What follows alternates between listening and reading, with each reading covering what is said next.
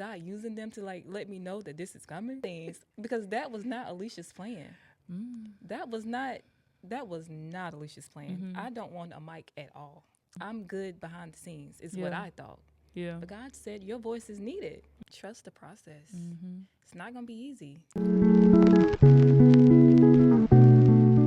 Hey, you guys. My name is Jalen Austin. Welcome to God's View, the True Perspective. If you're new here, welcome. If you're not, welcome back. Today we have a special guest, Miss Alisha King. She told me to introduce her as a creative because she does it all. So I'm going to let her tell you what all she does. I do a little bit of everything from photography to writing books to poetry, anything creative, anything that allows me to use my hands, I can pretty much do it. Okay. Okay. And well, y'all can't see if you're listening, but if you're watching, we're going to talk about these books cuz I want to know like the background of why you want to write, like all of that other stuff, but I did want to start with saying or just asking like how did you come about your relationship with Christ? For me, it started. I don't want to say it started at birth, but really it did. Like my grandmother had me in church. Okay. I'm the oldest of 4 siblings. Okay. And the only one she made get up every Sunday to go to church. Why was that? I have no idea. I can see like God's hand in that. Yeah. But at the time, I'm like, I want to lay and sleep in just like everybody else. But like, yeah, I had to get up every Sunday for church, dancing, Sunday school, and I was a Baptist. Okay. So we was in church all day. Yeah. Afternoon services. Yeah. But that was the foundation of it. Like just her, I don't want to say forcing me to go, but as a child, I didn't have an option. Yeah. So just being in church with her, seeing her and her relationship with God, it kind of birthed something in me. Okay. And I can tell you, it wasn't perfect. The journey has been a struggle. Yeah. But I wouldn't trade it. Yeah. Well, that's interesting. I grew up Baptist too, and we did stay in church all day.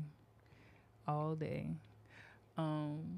But so you would say your grandmother had a huge impact on your relationship with Christ? Yes. She planted the seed. Okay. Well, that's good. Yeah. That's interesting that like as you said, you could see, God's hand was in that.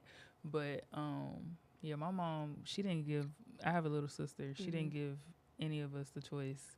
And like sometimes like if my dad has something to do, I'm like, she not making him go to church. Why we gotta go to church?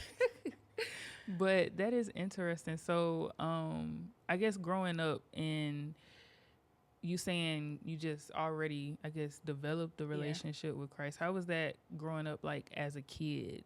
I would say it was tough. Like I was already different. And so being the one that's in church, now my mannerisms is changing. My words is changing. Everybody around me is cursing. I don't want to curse. So it was like I stuck out like a sore thumb. I'm already tall, so I'm sticking out anyway. But it was difficult trying to stay the course when my siblings or my family or the people that I'm surrounded by is going the opposite way. Yeah. So did you face like any tension or backlash like from your family, or did you get it a lot from your peers? Or there were times, and this is just an example from adulthood, like they would call me Pastor Alisha, and that would irritate me so much because I'm like, I'm nobody's pastor. But they saw me in a different light. Yeah. And I don't want to say it bothered them, but me being different bothers people. Yeah. So I would say yes, it was a lot of backlash. I could relate to that. I don't think I got called auntie because I would act like, I guess, an auntie, and now ironically I am an auntie. But I understand like just the thing of sticking out or standing out, and then like kind of going against the wave, because I grew up in church too, but I'm be honest, I was like counting down the days till I got to college, because I'm like, I'm gonna do whatever I want to do, Right? Because yeah, I can when I get off the school. But I wasn't, I guess, as rebellious because I still at the time I didn't know it was like a fear of the Lord, but I was very hesitant to cuss like the other kids or wear some of the other stuff that like the kids had or do whatever they were doing. So I definitely understand that. I would say I was the same way. I wasn't like, I think I was rebellious on purpose. Like, it's like I spent all these years in church. Right. Now I want to do something different. I'm going to go do what I want to do. But even in that conviction, like I couldn't do as much as I wanted to because I would still feel bad. Yeah. I remember as a kid, I don't know like the biblical thing for that, but I don't think kids really get condemned or convicted. But as a kid, if I lied, I would be laying in the bed that night like, God, I'm so sorry. Like immediately convicted. Yeah. So it forces you to, get back on track. And I appreciate it though. Yeah. Because where would we be? No, for real. Without it. Yes. And that's interesting. Because I don't know now that I think about it, I don't know if I felt conviction. I think for a long time I was condemned. Like I did face a lot of condemnation just internally. And then like maybe guilt, but conviction didn't, I guess, come until later. Like maybe it did. You maybe just it didn't was realize there. it. Yeah. I saw.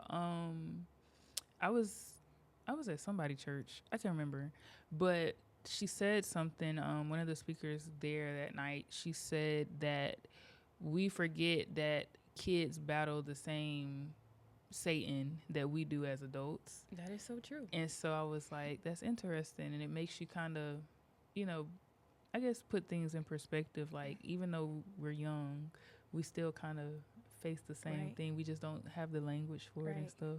I work in a school system, so I see it, like kids battling anxiety and fear. And a lot of the kids that I've worked with personally, suicidal, in psych wards. And I'm like, at first I wasn't thinking about myself. I'm like, how are you dealing with this at such a young age? Yeah. But it's real. Like, kids go through grown-up things when they shouldn't.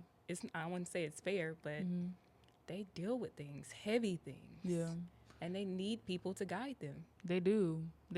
And so I want to ask this. Are you a teacher? Yeah, I work in special education. Okay. So do you feel like you've always been like drawn to teach or drawn to kids? Well, I wouldn't say teach, but kids are my thing. Okay. Like, you put me in a room full of kids, dominate immediately. For real? But if I walk in a room full of adults, I'm like, yeah, I'm good. Oh, I am good. That is so interesting. I'm the opposite. When I get around kids, I'm like, oh, Lord, because I feel like kids don't hold nothing back. That's what I like, though. It's black or white with kids. There's no pretending. They're not going to pretend to like you. If they don't like you, they're going to let you know. But with adults, it's like, do you like me? Do you don't? Not that we should care, but that feeling of uncertainty when it comes to grown-ups. Okay. So growing up, did you notice that, I guess, even as a kid? Well, because I know you liked kids.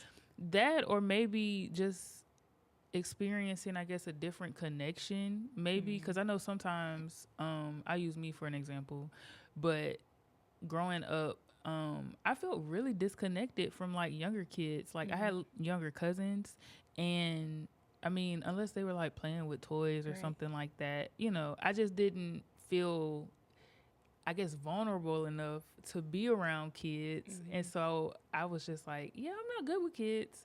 I'm just gonna, not, be a babysitter or something. But did you I guess, experience at a young age, oh yeah, I love being around kids? Yes, I always babysat, but not just that. I'm the oldest of 4. Oh, well, yeah, you did say that. So I was forced into motherhood, basically, with my siblings. So I think it's just that nurturing nature of me, wanting. And then I don't want to say my childhood was traumatic, but there was a lot of things that happened that forced me to say, I want to help kids so that are experiencing what I went through.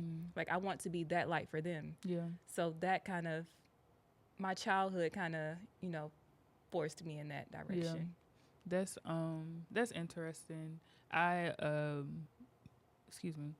I think about just kind of going over my life and something I like to do of like, okay, God, is this, does this show up anywhere else in my life? Or is this like, you get what I'm saying? And so I was also sharing with someone today that, when we go through stuff, sometimes we say, I had to go through this or, whatever circumstances.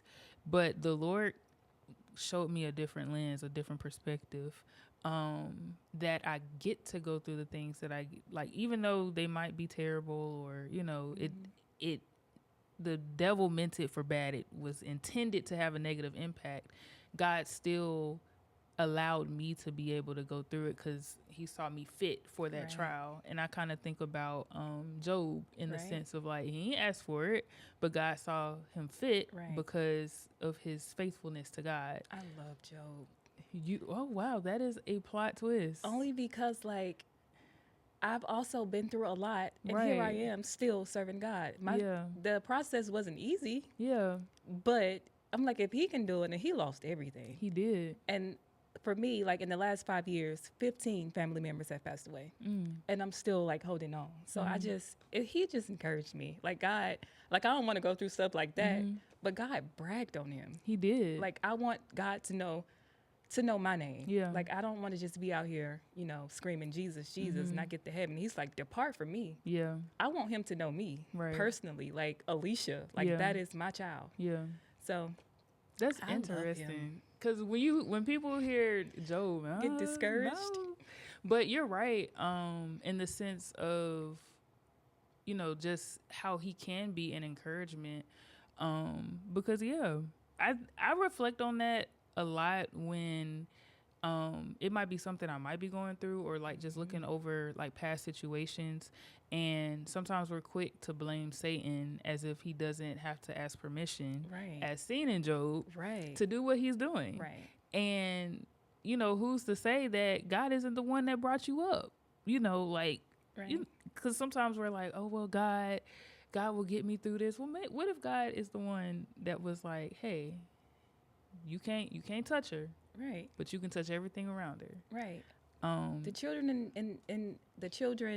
the Israelites in Egypt, God did not intend for them to be there 40 years. He did not. So sometimes it's the decisions we make. It's not always Satan. No. Stop giving him so much credit. Yeah. Yeah. What are you doing? Yeah. It is, that's something I think about too, of like, okay, what did I do to get me in this situation? So I can see, how to not stay in this situation or how not to do it again. But I agree.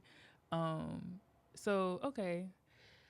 In terms of just the book and becoming an author, a child author at that, or child, is that how you say it? Children's author. Children's author. There we go. How did you get there? Like, what made you want to, one, write a book and then two, direct it for kids? It started from childhood too. Okay. Just feeling like my voice wasn't heard. So I'm already introverted. So if I'm trying to express something to you and you're not receiving it or acknowledging it or trying to do something about it, you dismiss it. It makes me feel like I can't tell you anything. Yeah.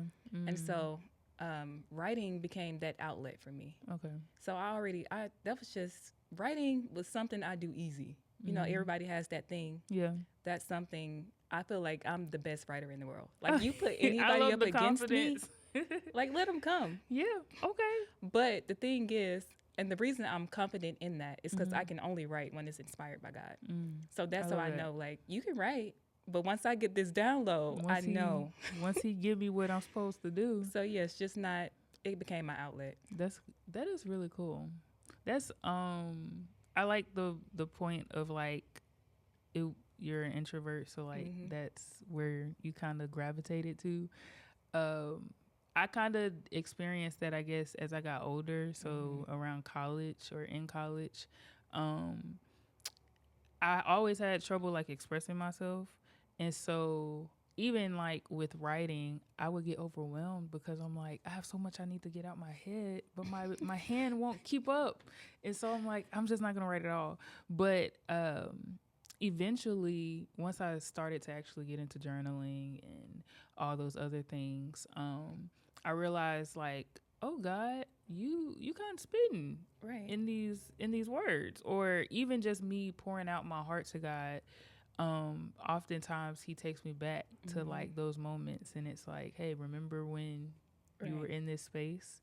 So there is power in writing. Of course, you know, we have the word that was inspired by God. But I think people underestimate like just the avenues that God like can move through and all that stuff. So yeah. My mind is just going so fast. It's like, which one do I hit?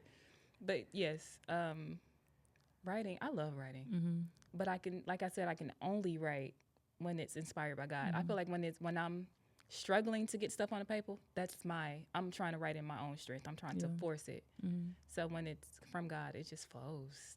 And I feel most of my, I don't want to say the best because everybody, you know, they take things differently. Yeah. But some of my best writings came out of grief, like hurting places, trying to get that weight off of me without dumping on somebody. Yeah.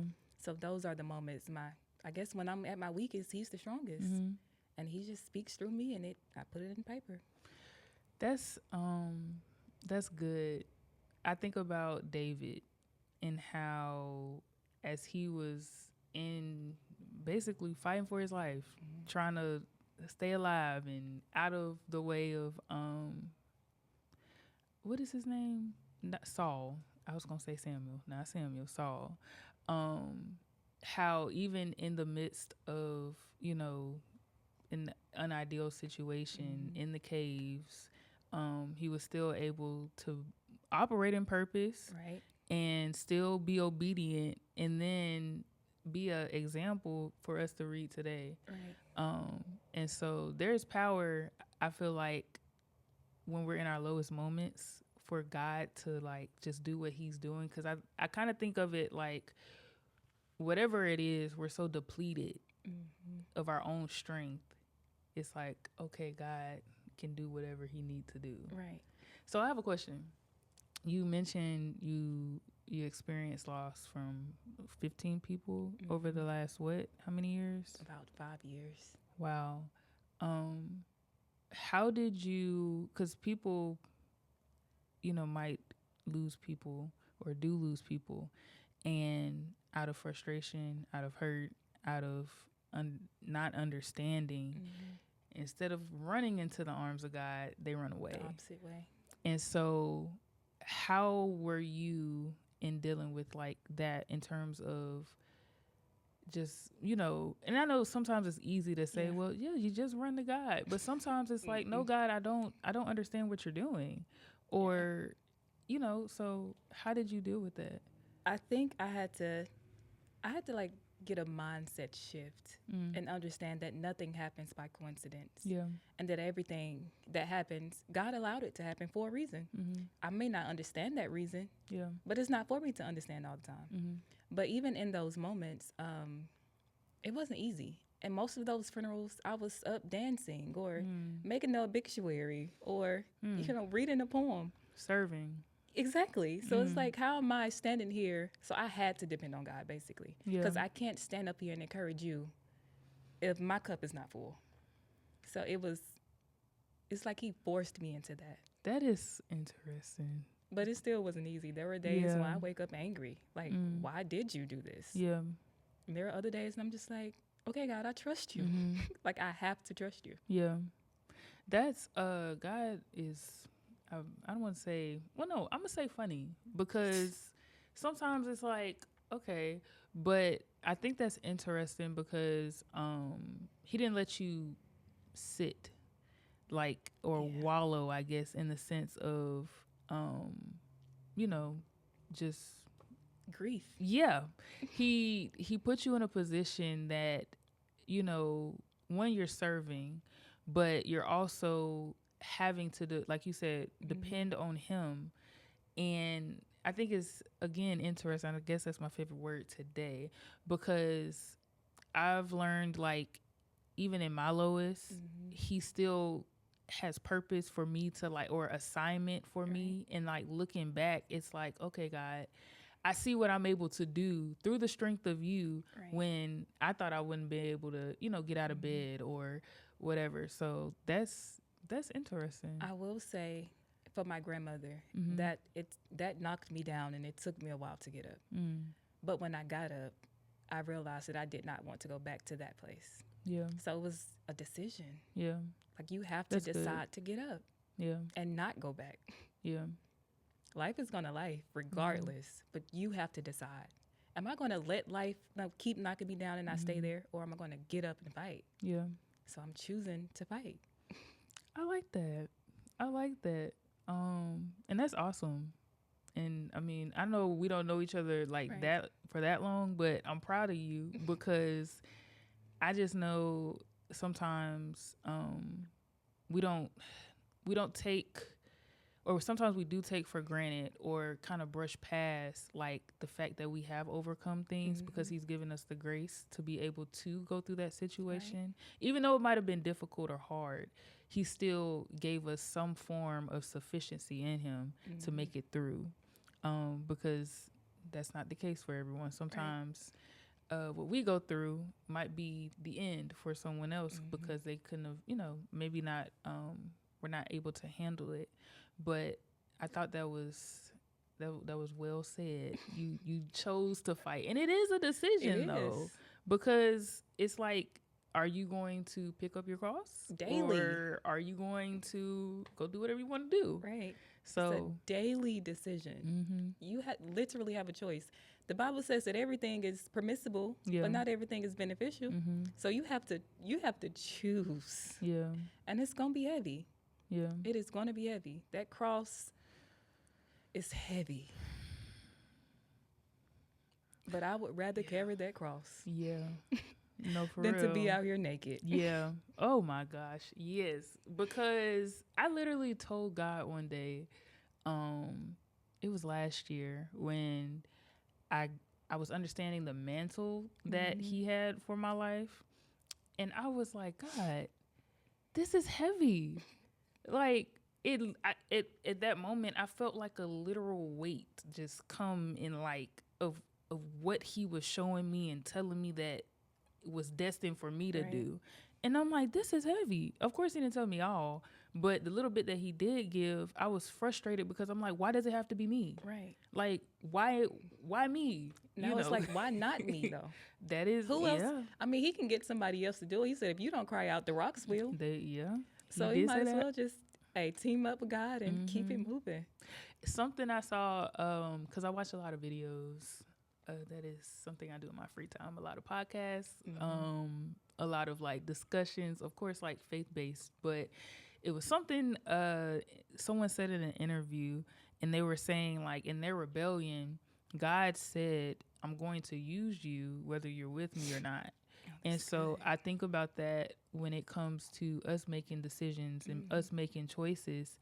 He has things attached to you whether you like it or not. Right. And so it's, are you gonna do it with me? Right. Or are you gonna do it with me but you against me, but I'm still gonna get what I need out of you? Right.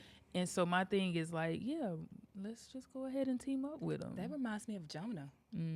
Like, even in his rebellion, running the opposite way, God still used that situation to get what he needed done. Yeah. Yeah. So regardless, make it.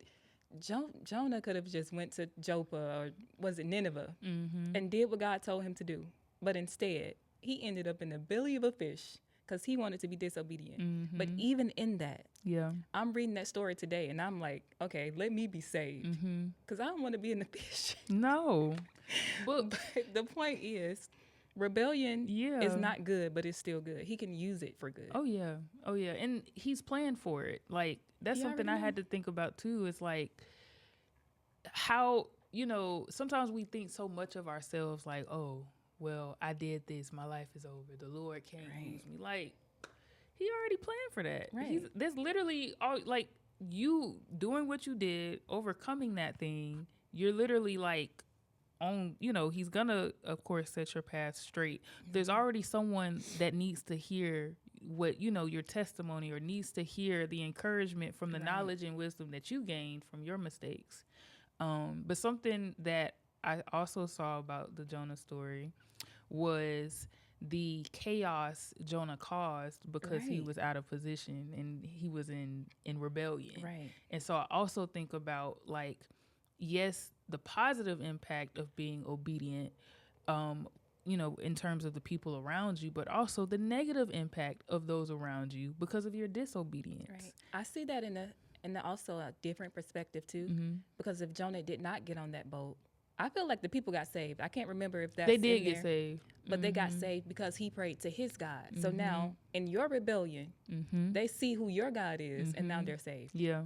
So it's just that's the living very word. Strategic. That's the living word right there. It's so many different things, but yes, he is strategic. That is awesome. So okay, I'm kind of bouncing all over the place, but I wanted to go back to the book. What inspired so for those that cannot see, we have God's most prized possession, which is a girl's book. Okay. Oh, I love that girl's book. And then so this is the Child of a King is the boys' book, and they're the same wording. It's just she and he. Because I didn't want to leave the boys out. Yeah, boys need it too. They need encouragement and all of that too. Okay. But it just came about. This was the first one, and it came about just finding my identity in Christ. I was like, if somebody would have sat me down, this is why discipleship is so important. Yeah, I've been in church all my life, and nobody has really sat me down and mentored me. Yeah, I can't say that I've had a mentor, and I'm 31. Yeah. So it's first of all, I'm gonna say you don't look 31 at all. Definitely would have gave you 22, but I am 31. That is crazy. But I'm just trying to be who I needed when I was younger. And so it's just a book. It has affirmations and just letting kids know, or girls and boys know, that you are God's most prized possession. You are a child of a king. Yeah. Because the world is going to tell you different. Yes. Yes. So we have to start that early so that when they grow up, that foundation will already be there. They won't have to compromise. Yeah. They won't have to fit in, especially with social media. It's just shifting everything. It's to the point where, and I think this is very essential because for me, I know in my personal life, social media, I never experienced bullying per se via online, but I used to deal heavily with anxiety and all the things. We can stay there all day. Yeah. Side note, my first night of peaceful, my mind was not racing at all, was 21. So for 21 years, I did not know that my mind was supposed to race, Yeah. And so, but to the point of your identity being rooted in Christ, I agree.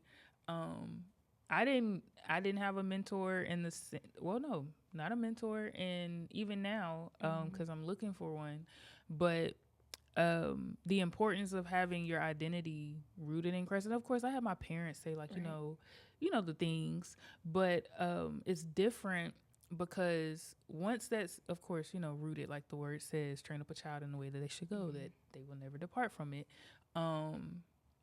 There was a point in my life where I had to go back and see, okay, God, wait, what did you say about me? Because I lost myself trying to, define who I was in the sense of relationships, sports, accomplishments, worldly things. And I was sitting there a shell of a person and had to break it down to the basics of, because I'm seeing, just some of the things you have on the title or on the cover, but talking to myself in the sense of, I am brave. Why? Because God said I am. I am beautiful. Why? Because God said I'm beautiful. I'm created wonderfully, right? All of those things. And I really love that. Because it's important. It's very important. This is our next generation of kids. They have to grow up and be the doctors and the lawyers. And you want them to have that foundation and not compromise. Yeah. You want them to go into the hospital with this heart for God, heart to serve, and see the sick, get healed, Yeah. and not discouraging them because you don't even know who you are, so you don't know if they can be healed or not. So it's just it's so important. Yeah. The kids I work with autism and anxiety, battling depression, and it's like they have their home life, Yeah. but then they come to school and I have to tell them the opposite of what they're learning at home. But that's home. Yeah. So what I'm saying may not even stick because I'm not your home. Like, I'm not your mom and your dad. But I plant the seeds anyway. Well, I was gonna say I think it will stick. I think it's actually because I look at it like this. I'm understanding why we have to, like, why we're called to out just not the four walls of the church. I'm understanding that even more in regards to like the workplace, because I work in corporate America. Thank you, God, for a job. I'm not complaining whatsoever, but it's sad to see just what is the word that I'm looking for? I guess the pulse spiritually that the world is at. And so I'm like, with wisdom, trying to, do what the Lord says and how he wants me to say it and when he wants me to do it. But it can get discouraging because it's like, okay, God, I see, what's really going on and why you need us in the workspace. But I do think that they will, latch on and remember those things because they're not hearing it at home. Right. And when we're operating, in the areas and the spaces that God is calling us to do, we make impacts whether we see them or not. Right. But I feel like you're in a great position because they are in a space of learning and they aren't hearing it, and you are equipped to tell them. Right. I agree. I take it very seriously. Like, even like with the school system, they try to take Jesus out of school and stuff like that. Most of the time, the kids come to me, and that's because, like, I don't really wear Christian apparel to work, but sometimes I do. And most of the times, if you see me, I'm just sitting there singing my gospel, Maverick City. And the kids will hear that or see that and ask me questions. So I think the seeds are there. Yeah. But I think I just feel like they need that at home too. Yeah. Yeah, for sure. Outside of just this random lady at work or at school. You ain't random. What do they call you? Miss King? So at the school I'm at now, I'm Miss K. Oh, Miss K. Okay. Yeah. Well, they know you not random, Miss K. They know at least that they have someone to ask. Cause I think that's actually really cool because you were just talking about like mentorship and all of that. But I know for me, I didn't feel comfortable enough to ask, like, because we've always been told don't question God, or you don't question what he does. No, I'd be asking him, God, I'm confused. I need some clarity. But the fact that they feel comfortable enough and they're drawn to the light, like, because you're a child of God, but also it just radiates off you. So it's like, yeah. I think I can see that. But I had recently a situation where a kid came to school and was like, my mom said you need to stop talking about Jesus. I'm like, you asked me about Jesus, so I'm just going to let you know. But just because your mom told me to stop does not mean I'm going to stop talking about Jesus. No, if anything. Actually, it's about to get worse. Right. That's a confirmation. But see, at least they're going home and saying, but I think that's the part where I feel like it needs to be at home too. Because I want my kid to come home and say, Mom, my teacher told me about this verse today, and I receive it with gladness and not, defense. Like, don't tell my kid about Jesus. Yeah. You should want them to know about Jesus. Yeah. Well, you never know. God could be working on their heart through their kids, and you planting the seeds. Right. And you, like, literally never know what they might be going back and learning or telling. So keep going. I respect teachers and those in education because I was in there. It ain't for me. It's not for me. I'm ready to transition out. My goal Wait, is, and I go already where? know. Let me just tell you. Since I was little, I've always dreamed of just being an author full time, traveling, mentoring, reading my books to the kids. That is like my heart's desire. Yeah. Like, I'm still working with kids, I'm still teaching kids. I'm just out of the four walls of the school Oh, building. yeah. Like, there's so much more. Oh, it is. I feel stuck. Oh, well, then that means, yeah, the So, Lord is going to have you. real Well, soon. And I'm going to be in agreement with you on that because, yeah, I mean, I didn't know what you, like, I thought you wanted to be like a teacher full time, but that's fine. My heart is with writing. I just want to wake up, write, publish, just be all over, like best-selling author. Okay. That's all I want to do. Yeah. Well, I believe Spread Jesus through books. In agreement with you, and you already walking in obedience in the sense of, and then God is very cool in how he, as you said, strategic in how he does things because I kind of look at it like, because I feel like my jobs in my life, it's kind of like, okay, this is random, but I'm here. I kind of look at it like assignments. And I'm like, okay, God, so how long am I going to be here? Sometimes he tells me, sometimes he doesn't. But then most of the time I'm like, okay, but who am I here for? So, at least you can point me out. And then sometimes I'm there, because they're called to me or, whatever. Right. But I kind of look at it like, okay, this isn't what I'm going to be doing forever. But while I'm here, what am I getting out of it? So when you do take me to the next area, I can learn this lesson now. Be faithful now. Yeah. Steward your little now. Yeah. So when you get the big, you won't get the big head. Which is funny because I read, I think it was Paul, 2 Corinthians, when he was like, if anybody can boast, I can. Oh, yeah. Yeah. But I don't, because I want you to see my work. I want you to see God working through me. Like, it's not about me. So just get into being humble. Yeah.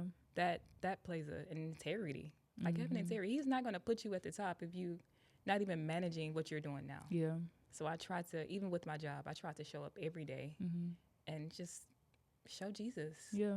So that when he do have me traveling and reading books, I won't mismanage it. Yeah, that's good. And I think also to add, everything is important, even if we think it's small, because God saw it fit for us to experience or deal or go through whatever we're doing. And so to your point, like, yeah, steward it. Like, I like to tell this story all the time because all the cars that I had, I drove those things like they were Mercedes Benz. Were they not? I mean, were they? No, they were not. But I drove them and took care of them because in my head, like, I really wanted a Challenger. And I drove them like Challengers, and then that's why I got a couple of tickets. But I was like, this is a Challenger. But one was a turquoise Nissan Altima, and I messed up like the exhaust pipe somehow. We don't know. But, yeah, so I had to get another car, and it was a Chevrolet Malibu gold fishbowl. Like, it was... But in the ceiling, like, the cloth was, like, coming apart. But in my mind, this is a Mercedes Benz. This is a Challenger. Like, y'all not gonna tell me nothing about my car. Right. But the Lord, because it was even my dad that was like, I want to get you another car. And I'm like, well, I would like another car, but I'm cool with the car I got. Like, But the Lord was showing me, like, it's because you stewarded this well. Right. I would, like, God wants to bless us. God wants to give us more, but it's like, are you going to handle what I've already given you? Even if you think it's small, do not despise the small beginnings. Everything is important. So yeah. I feel like with me even being in the school system, that is teaching me how to manage the crowds when I'm going into like the school systems and the libraries or the churches to read to the kids.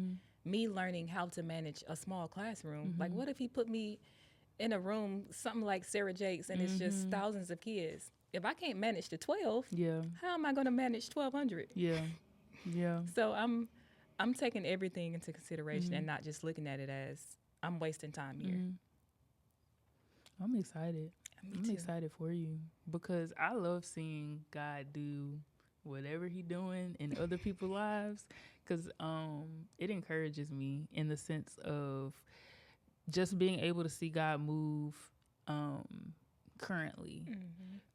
Because I know sometimes, especially I guess in Western culture, it's like, is God still doing miracles? Yes, he is. Is he still moving? Yes, he is. But that comes down to us too as Christians. It does. Why we not telling people?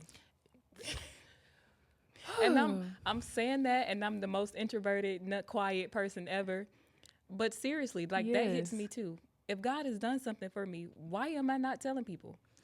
I love to tell folks what God did for me, because even as I'm saying like the thing, and it's not because I'm bragging on what he like, God gave me a new car. Like, I don't care about the car. Let's just talk about how we got here, because Jalen was doubting. And then the Lord, he worked it out. And like, I knew he was going to do it, but you get what I'm saying? Right. Like, there's a testimony in the testimony is the point that I'm trying to make. And so, and that's literally why he like called me to do this. Because hearing other people's testimonies like just would always encourage me, because I'm like, if he did it for them, right, I know you can do it for me. And this is not even a big situation, that kind of thing. Yeah. So should definitely be telling the world. That reminds me of the Bible stories when Jesus would heal somebody and be like, don't tell nobody, and they run off and tell them. I think that's so funny. But we should have that same mindset. Like, why are we keeping the good news to ourselves? Right. When I think about that, I think of us like, I always think of us adults as like little kids, because he calls us to be like children. And my sister, I have a niece, I'm just gonna say she won, because my sister do like the 14, 15 months. I don't know. She's one. And watching her grow up has like really given me just new revelations of how God handles us. And so we'll be in church and I'll be like, she might make some noise. I'm like, shh, be quiet. And she, and I'm like, girl. And so that's kind of how I see with Jesus. Like, don't go and just tell nobody. His head. Everybody, guess what Jesus did? But I agree. Like, it's great news, right?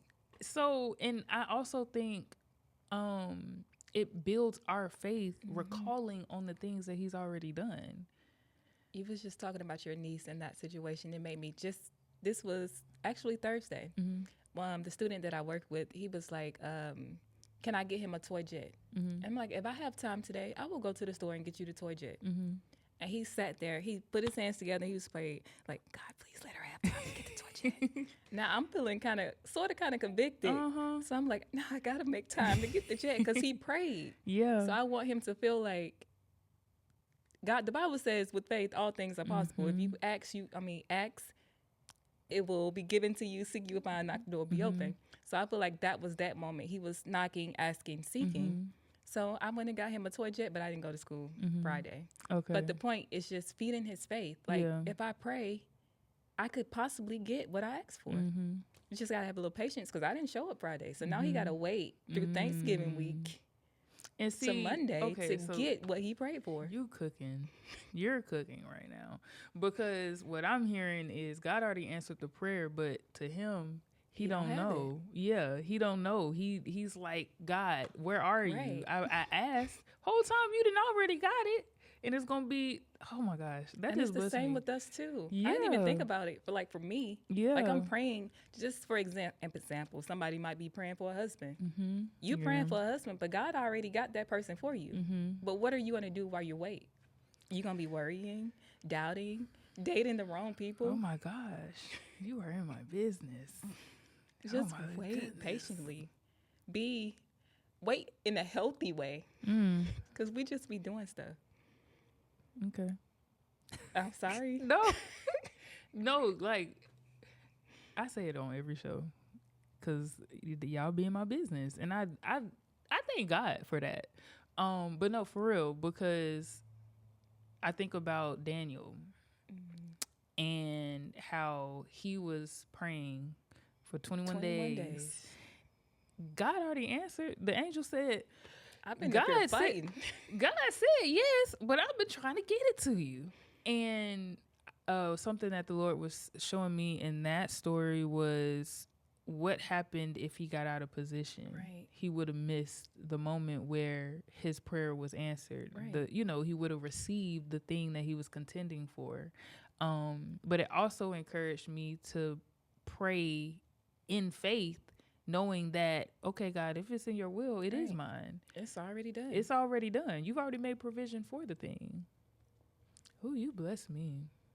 You bless me. Right. That was good. I'm blessing myself right now. That Like, was where is this good. coming from? No, that was really good because I actually am praying for a husband and all the Lord know. Right. And so, and I wasn't waiting well at all. Like last year was not a good waiting season at all. But this year I was like, you know what? I'm gonna go do what you want me to go do, and I'm gonna do it with a joyful heart, because you're God and my relationship with you comes first. Right. But there's something that's in that in between time, because even with my niece, again, I see so much. Like I be like, dang God, like it's so funny because she likes to come in my room. And she likes to get my makeup. And it's not to put it on. And like now she knows. Like if I see her, she goes run away or something like that. Okay, Adam and Eve. Right. And so I'm like, Cortland, and she running away, waddling or whatever. And I just think it's interesting because like sometimes if I'm fixing her food or something like that, she gets antsy, she gets frustrated, and I'm like, I'm cooking. Right. If you just give me a little bit more time. We be wanting to snack while the food cooking. Just right. wait for the food. Just wait. So now when the food, just like getting the bread before the food at the restaurants, you just sat there and ate all that bread. You can't even. Now your food comes out. You got to take it to go. Yeah. It don't even hit the same. Yeah. Because you got to warm it up. Like just be patient. Yeah. Don't overdo it. Yeah. And there's purpose in the in-between time, because even with I'll just again the marriage thing, I know sometimes it kind of gets frustrating seeing it happen around you, and you're like, well, God, why not me? But I know for me, in them nights I done cried, and them nights I like literally, that's how this whole podcast came about, because I was crying out and I'm like, I was so me-centered. And so he said, well, Jalen, why don't you look at it from my perspective? And I said, oh, my bad.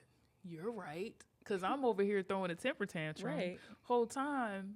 Protecting you from something. Or from myself. Because we also don't take into account that God is sovereign, and so what he does is strategic and time sensitive, I like to say, for a specific time and a specific purpose. And so had he given, like my niece, for example, if I gave her the bananas that she wanted at the time instead of her waiting on her meal, you would have spoiled your appetite. But in your process, there's things that had to be birthed. Even though that you experienced the things that you experienced between now and actually being that full-time author, there was some work that needed to be done. Joseph still being done. Right. Like I think about Joseph. I'm sorry. You supposed to be talking, not me. But I'm just saying this. I think about Joseph, and he had the dream. He had the vision, or not the dream, the dream As a child to be in the palace. But he didn't see being, sold out by his brothers, and, all of the things that happened. From the pit to the palace. Literally. And so. To prison. We forgot the prison. Yeah. Pit, prison, palace. Yeah. Yeah. You had to go through to get there. But it cultivated the gift that was going to steward or, house the provision that was needed for the nation at the time. Right. trust the process. Mm-hmm. It's not gonna be easy. Nope. Stretching hurts. And speaking of stretching, it's just like it hurts, but it's necessary. Yeah. Because it's like God is increasing your capacity. Yeah. Like he can't give you overflow if I have just two of my hands. Mm-hmm. There's only so much I can hold. Mm-hmm. But if if I go get a jug or something, Mm-hmm. I can hold more. Yeah. So just I got expanding. a question. Did you ever get growing pains like growing up? You mean like in my bones and stuff? Yeah.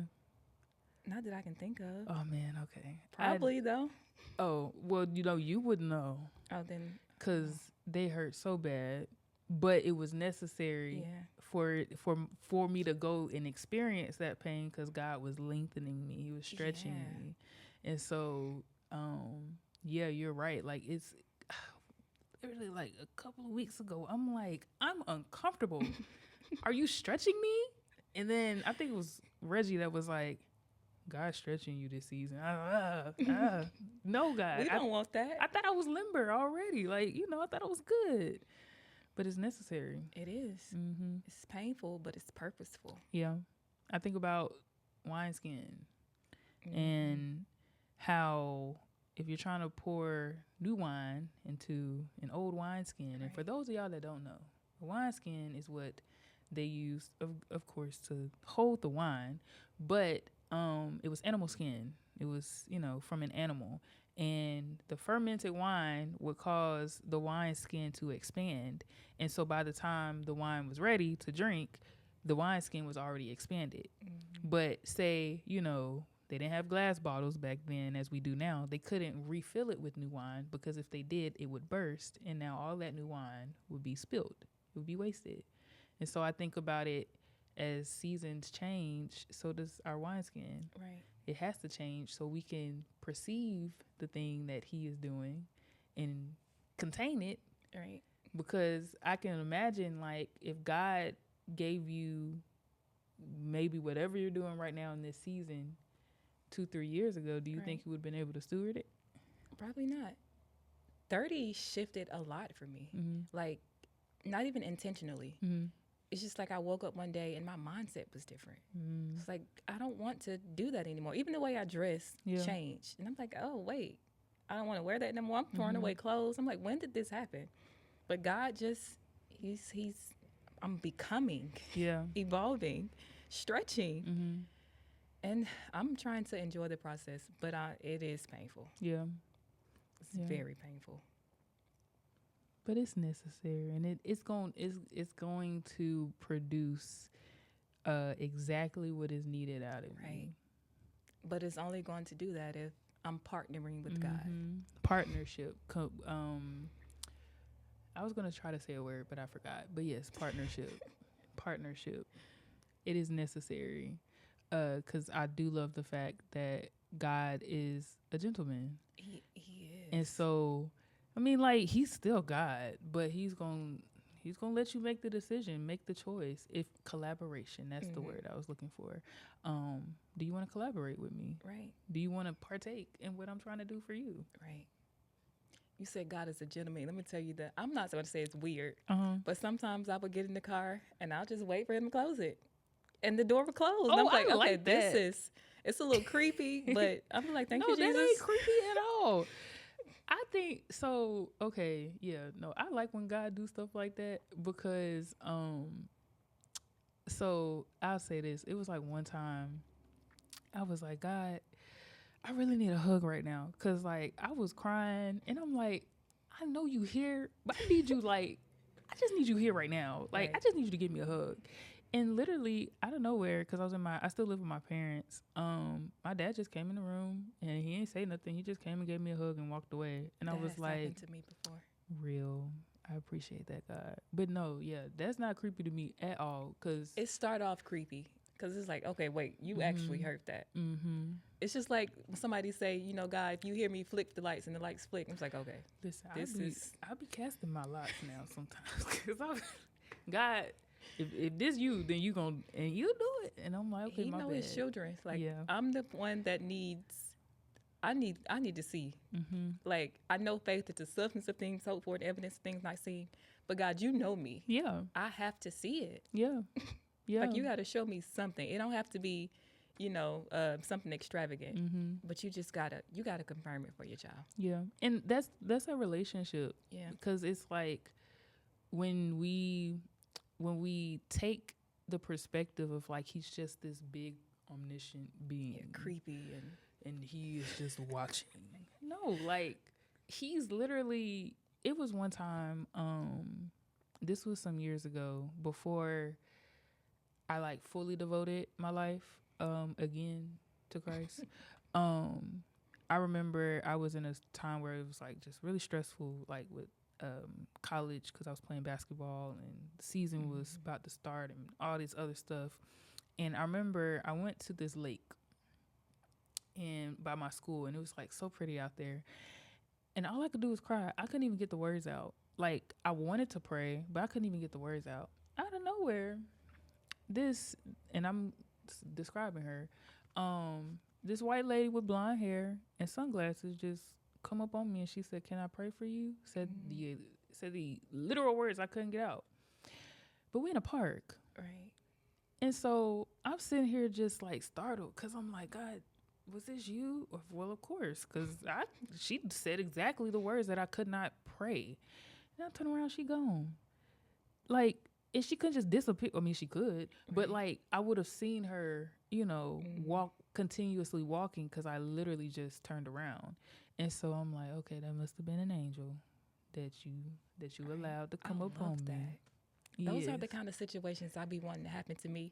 But I also feel like I would be a little bit skeptical and fearful, because somebody just walking like, "Can I pray for you?" Absolutely not. Who are you? Well, see, in my knowledge, I was like, yes, because I can't, like, it was like my throat wouldn't let the words come out. But most of the time, I'm like, who you praying to? But those are the kind of situations I be wanting to experience too. Like something just supernatural. Yeah. That are like, I know that was God. Yeah. Yeah. He'll do it. I got so many stories like that, because I be asking him questions. Okay. Y'all, I'm sorry. My camera died. We are back. So yeah, he's really he loves his children. Yeah. So but yeah, anyways, before or in the midst of the camera cutting off, you did mention, because I did see on my side of the internet, was this your first? Yeah. Well, yes.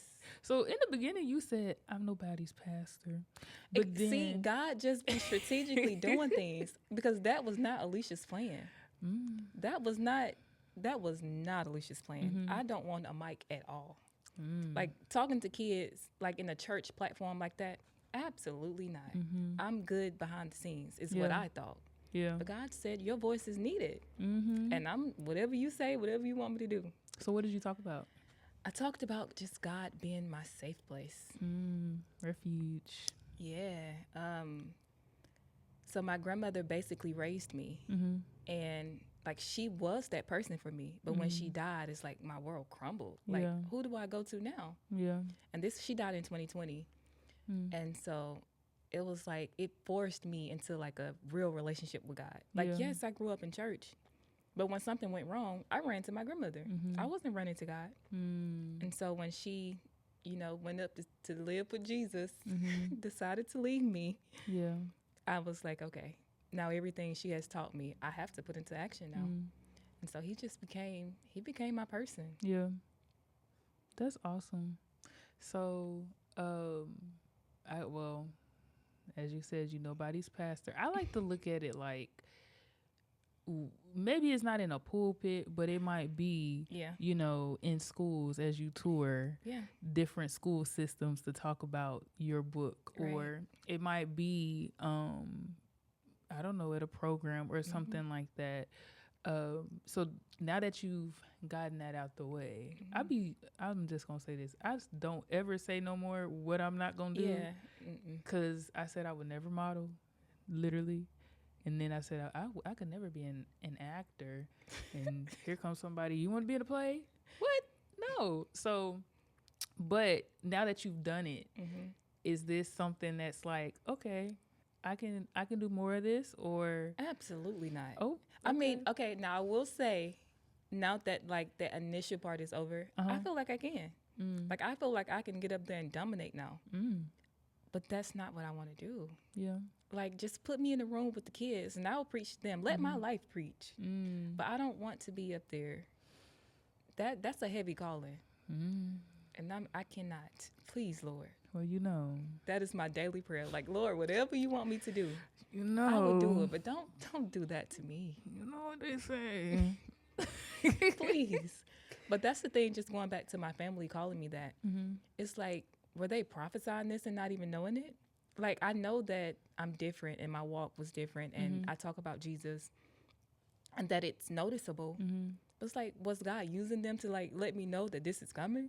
Because they would say it in a joking manner, so it wasn't like a serious thing. See, I don't... Like, put your beers away, Pastor Alisha coming. So it wasn't like a real thing. But now looking back, I'm like, well, you do you want my honest opinion? I'm nobody's pastor. This is kind of how I think. This is just what I'm leading myself to say. That's what I'm gonna say, me, because the Lord, but I listen to clues essentially, and so the clues that I'm hearing is It's that been there. Yeah, because It's been there. before I did the podcast, it was like a couple of times. You should start a podcast. No, Right. who am I finna talk to and for what? In front of where? Like, and then literally when the time came, it was, but what God was doing was showing me, I want to say probably in 2019, 2020, I was already essentially recording myself, talking to myself, but it was encouragement to my future self in the sense of like, I don't feel great, but Jalen, you're somebody. Right. Like, and I know that you're somebody because I feel like nobody right now. But that's because the Lord is building me. Like, you get what I'm saying? Yeah. And so I love to tell people, like, look back over your life. God does drop hints. Yeah, it's been there. Pastor but I feel Alisha. Like, girl, please don't do that. I feel like Holy Spirit just kind of checked me a little bit. Because my view of a pastor is like leading a church and all of that stuff. But truly, a pastor is just a shepherd of the flock or whatever. So, like with my family, I may be Pastor Alisha because I may be the only light they see. Yeah, you might be. That might be your flock. Sorry, Jesus. But like when it comes to like actually leading the church, I don't want to do that. Oh yeah, no. Well, so that he just had to fix my mind. Because somebody was like, I see you being a preacher. First lady, first of all, wait a minute, slow your roll.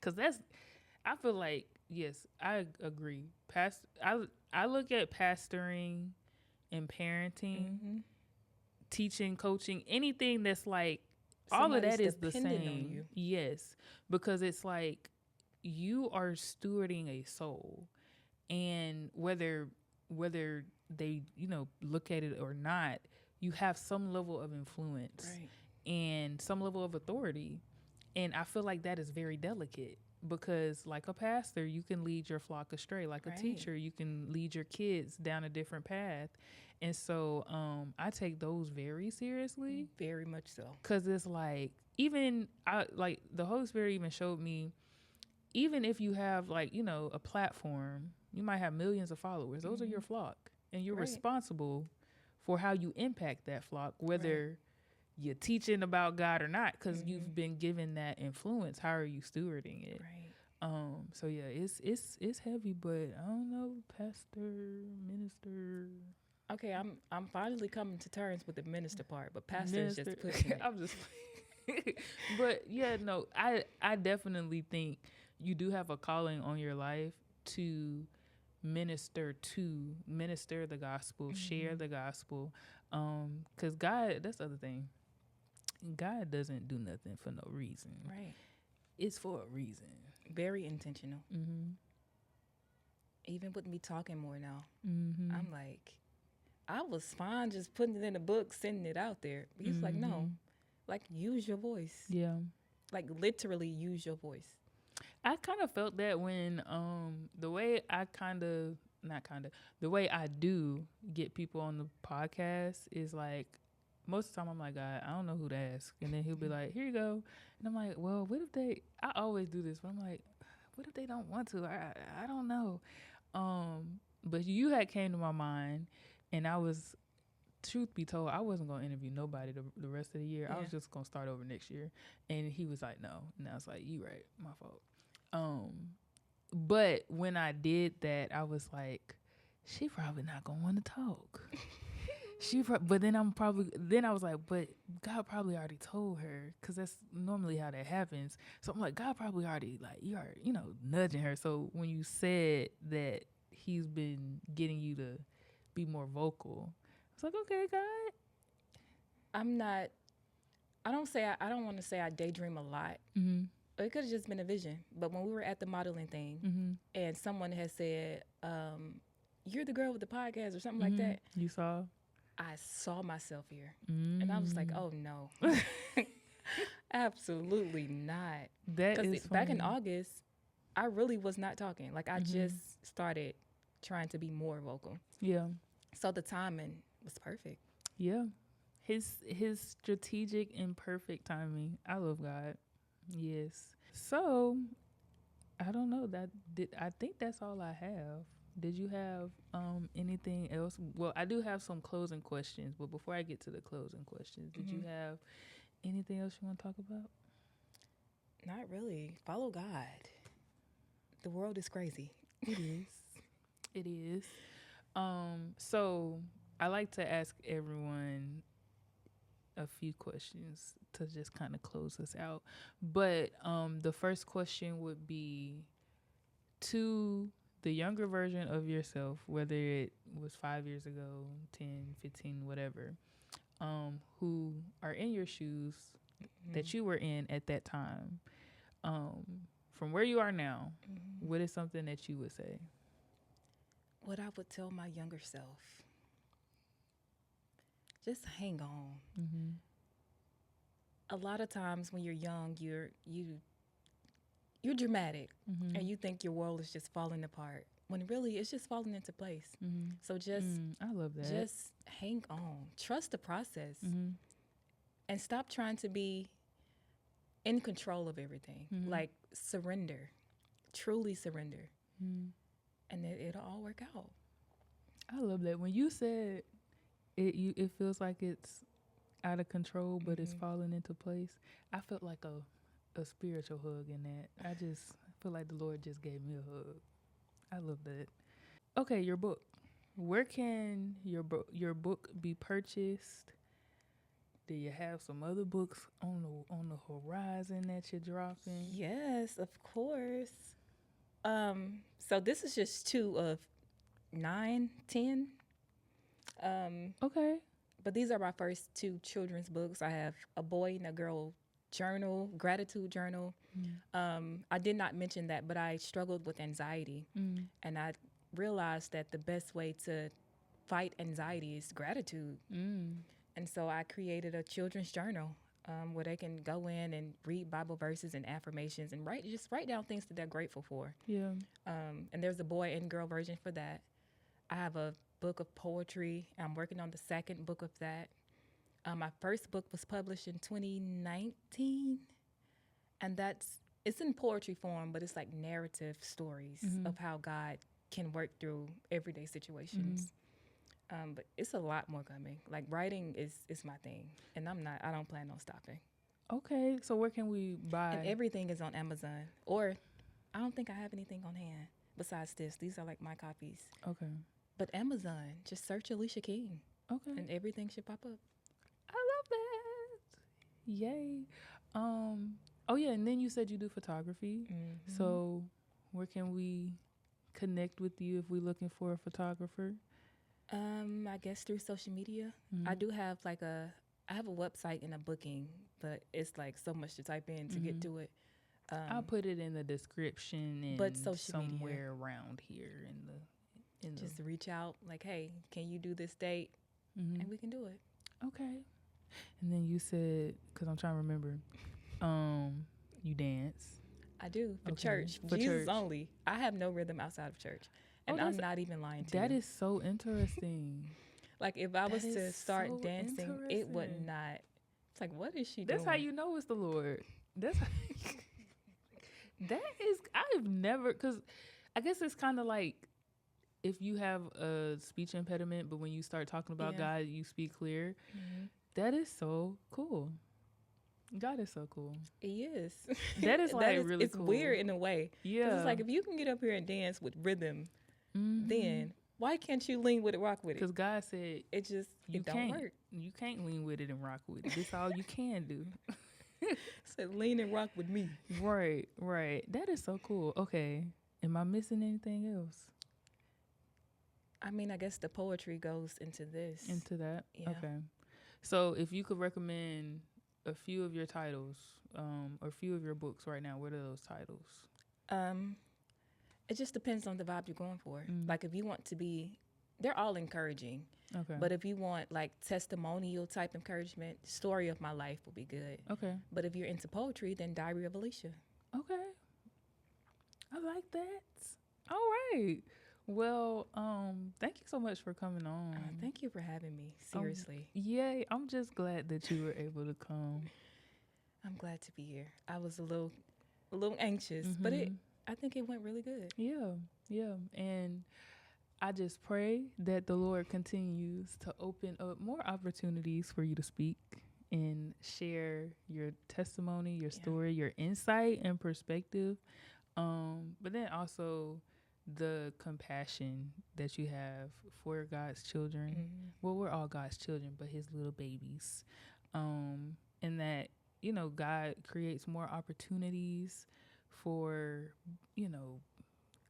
authorship and writing, and that you are, and I already know that you're already on track for that, but that God continues to order your steps, because I think that's really cool. I can write a little something, if I just, but to be gifted, I think it's just really cool. It is. Mm-hmm. Best-selling all. Oh, okay. I receive all of it. Yes. Please. Yes. All right. Well, that's all I have for today. I thank you guys so much for watching. And oh wait, we gotta pray. Gotta pray us out. Would you like to pray? Father. Yes, I could pray. Okay. Father, just thank you for allowing us to be here, to connect, to talk about you, to just feel your presence, to freely be who you called us to be. I ask that you strengthen us, that you cover us, that you protect us, and that you bless this podcast. I pray that you bless Jalen, that as she pour out, that you pour back into her. I pray that you open many doors and opportunities for her as well. Thank you for the gifts that you've placed in all of us. I pray that you continue to just lead us, direct our paths, and order our steps. I pray that we have a wonderful weekend.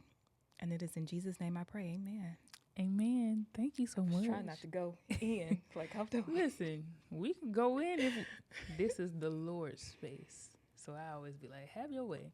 But thank you guys so much for watching, and I'll see you next time. Bye. Toodles. So this is kind of like I'm going to say this is a special treat. That's what I want to say. But Alisha is going to share one of her poems. So go ahead. There is no title for this one. But I had a conversation with a friend the other day, and it's funny how we were going through similar things. She talked about the ups and downs, joys and pains that life brings. She said that she clearly remembers the day she first came to Christ. There wasn't a doubt in her mind whether the information given was wrong or right. She was excited. But somewhere down the line, excitement was pulled over and arrested by life. January 2018, her sweet friend, who was only 24 years old, had a stroke and lost her life. And that's when Doubt sent her invite. Doubt said that it was lonely and looking for a place to stay. So she cleared out her mind, and Doubt moved in that day. Doubt is a bit jealous and causes anxiety to come in. My friend is starting to doubt me now and says that she no longer wants to be friends. She said in the beginning she had love, joy, peace, and then she befriended Doubt. It was so mean and stubborn that it kicked the rest of them out. That same year, she said that she was sitting in church. The pastor made a comment on how we should help save those who are hurt. So she kicked Doubt out of her mind and prayed with faith. She made a commitment with God to help get her family safe before she leaves this place. That same night, her brother was killed. Doubt creeped back in and offered a deal. She said she felt hurt, alone, betrayed. How could God let that happen after the prayer she just prayed? 1 week after burying her cousin was shot and killed at 19 years young. He was at his friend's house and they were playing with the gun. She implied that she didn't blame God, but she was confused. She sunk deep into depression and became mentally bruised. She didn't want to talk, eat, or sleep. She gave up on life and accepted defeat. Every thought in her mind was death. She stated that she wasn't suicidal, but she felt like she didn't have anything left to live for. She had friends that would say, "Girl, just come to church." She didn't really want to, but she went to hold on to a little hope, encouragement, and to grab a hold of someone else's faith. But honestly, her mind wasn't accepting the manifestation that was happening in the place. She wanted to give up on God, but God didn't give up on her. He kept embracing her with a love so deeply. So she ran back to God, heart open, arms wide. Even though she was trying to escape, there was no place she could hide. The Lord strengthened her and gave her a new outlook on life. Yes, the devil wanted her defeated, but that was not the plan of Christ. She asked me to stand before you and apologize on her behalf if she doesn't act the way she used to. But the person she was before is no longer around. Pain causes people to lose themselves, but a new hurt was found. That person is becoming bold and filled with new faith. She'll no longer be moved by the things that she faced. If she didn't go through the storm, the person she is now would not have came to be. You may ask how I know her story so well. It's because that person is me. I love it. I just want to say you are so gifted because the illustration of like how you said it and how like, and I know it was God, right? But looked at it in a sense of like, well, this was, I befriended this. Right. And I don't know. I just love it. I just love it. Really, that's what it is though. Yeah. Like you're inviting these different emotions to your life that God did not give you. Yeah. You're not supposed to be fearful. God did not give you that to, well, I just want to say it's powerful. It is. Because even the whole thing of doubt and how doubt is jealous and it cleared everything else out. Yeah, it's hard to believe anything if there's doubt there. Because now it's like, well, is anything real? You know, that kind of thing. So thank you for sharing. Of course. You're going to do that more. I receive it. Just get ready. Yeah. And say yes when he does it. Yes. When he says this is where, because I just pray, and I know it will, but somebody's breakthrough is on the other side of these poems, and you and showing your vulnerability. I think that's what it is, though. As you read, yes, that's what it is. That vulnerable weakness is what people need. It's relatable, and that's where God is made strong in our weakness. Nobody wants to be around somebody that's always right, always strong, just perfect, goes through nothing. Because I'd be like, I can't talk to you. So it's I'm learning that it's okay to feel. And just don't stay there. He gave us our feelings. Right. My little motto I heard some years ago was acknowledge how you feel, but stand on what you know. So I'm learning to, acknowledge my feelings and not dismiss them, not put them off as if they don't matter. Like acknowledge that. Yeah. But what does the Bible say about it? Yeah. So that's just a little nugget. I love it. I love it. Well, thank you so much for sharing. Thanks for having me here. Yes. You blessed me on many, many occasions, just throughout our conversation. So, yeah. Well, we already did our closing. Right. Bye for the second time. Bye.